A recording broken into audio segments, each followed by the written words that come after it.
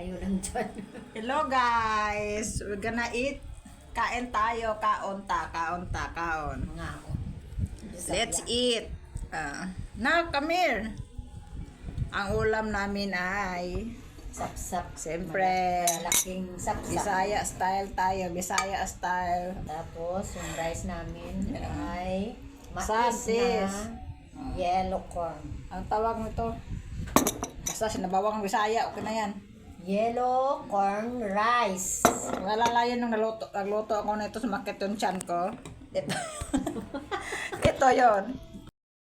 Sumakit yung tiyan ko. Kasi nugasan. Ako po, ginaya ko kasi sa probinsya. At mais. Kain tayo. Iba naman sa probinsya, iba naman dito. Dahil mais, kakamayin na lang natin.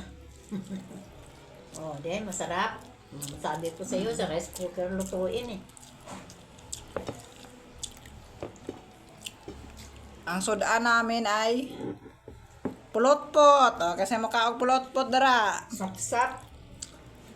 Wow! Sapsap ang tawag nila. Naglaga pala ako ng dahon ng guaba. Sa may mga hilbal mo diha. O sige.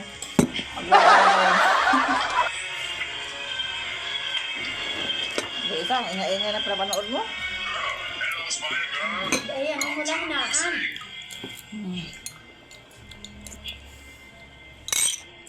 Ulam ko.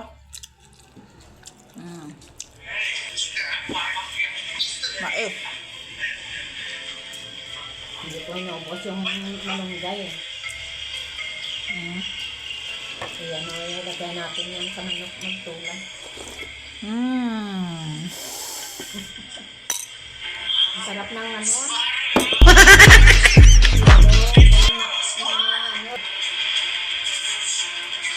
Yan may sabay.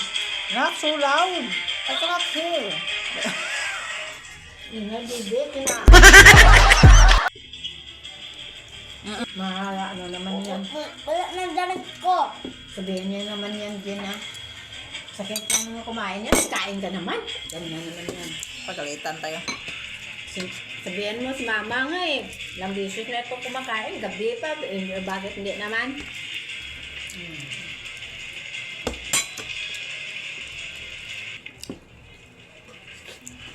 Pero mas masarap talaga yung It's okay. Finish your rice. So many pa yan. Kita mo, hindi sasakparat kainin. Masarap lang yung mais na puti. Yung puti talaga masarap. May lasa yun eh. Lalo na pag lagkit-lagkit siya. Wow. Gusto ko yun. No. Grabe guys, ang kilo ng mais na yellow corn. 70. Wow! Ang kilo nito eh. Itapon basta. Taba ng sap-sap.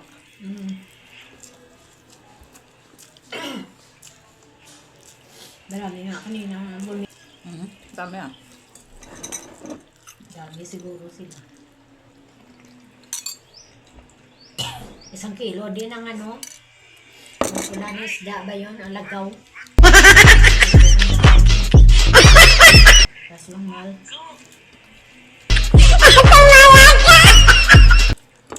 300 plus ang 1 kilo. Wala na naman. Ha?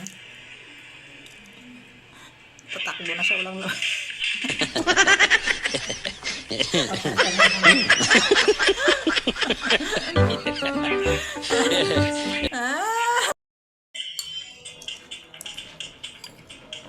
Kain na. Lauoy. Kaya maiwan dito ha.